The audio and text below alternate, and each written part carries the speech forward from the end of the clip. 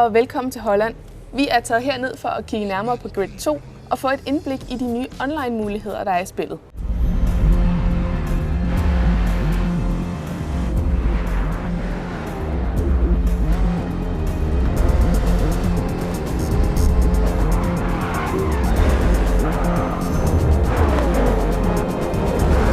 I think we've done a whole bunch of stuff to make ourselves different. The RaceNet integration with the global challenge, so we've got live events going into the game every week, so that's 9 new events.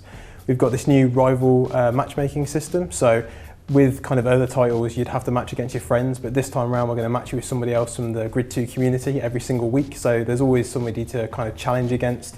We've got this whole extension with RaceNet with the kind of online fame and followers, so kind of we've done all we can, and then obviously that's not even talking about live routes, which is brand new to Grid 2, and the whole narrative with the story mode as well, which is unique to kind of Grid as well, so we've done a lot of stuff to differentiate ourselves. You've got kind of your playlist race for your kind of quick get in the action type setup, so if you want to race or you want to do a specific type of race, you can do that kind of via playlist and via custom. We've got the asynchronous kind of global challenge mode, so that's kind of more taking on somebody when they're not at the console by setting a time or a score. Then the rival system as well is linked in with multiplayer, so there's always somebody to go up against. There's a whole range of things. The actual multiplayer system in Grid 2 is completely separate from the single player. So there's an XP system in there's a cash system in there, so you can buy cars and upgrade cars. So it's completely separated out to be its own thing, and that's made us so we can actually improve it and kind of spend time on that mode. As you unlock kind of XP and cash, you'll unlock new cars to purchase. So your XP will unlock cars and upgrades, and then you'll be able to spend the cash you're earning on those cars and upgrades kind of to add to your garage almost. So we've got kind of two forms of matchmaking, I suppose, in the game. We've got the idea of an impact rating. So if you're a really dirty driver or you crash into one another, we're trying to separate those people out from the people who like to race cleanly. So via custom events, you'll be able to kind of either select whether you want to race clean or you want to just get crashing and kind of rub with lots of other people. It's basically just a crash mode. With the rival system, the matchmaking works based on your kind of skill and XP. So with the weekly rival, RaceNet's kind of intelligently matching you with players who are similar to you, and then you can actually customise that yourself on the RaceNet service, so you can go in there, have a weekly rival, then have a custom rival as well, and with the custom rival you can kind of set your own parameters. So if you want to race somebody who likes drift, you can do that by just setting drift rival, and then RaceNet will provide you with a rival too. So there's kind of two forms of matchmaking going on, always ensuring that it's kind of staying competitive but at the same time balanced. I think that's the good thing we've done this year.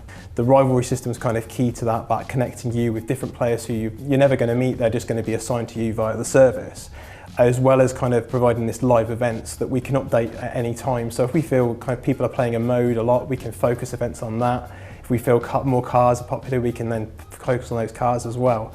And then we're kind of looking to extend the gameplay out a little bit as well. So the notion that you can earn this fame or this followers on RaceNet. So if you beat somebody's time, you can steal a portion of those followers across, which means that you're constantly competing for fame with other drivers. And then we're providing like weekly leaderboards and all-time leaderboards to kind of promote our most popular and most talented drivers every single week. So yeah, I think we've kind of tried to extend it with RaceNet this time.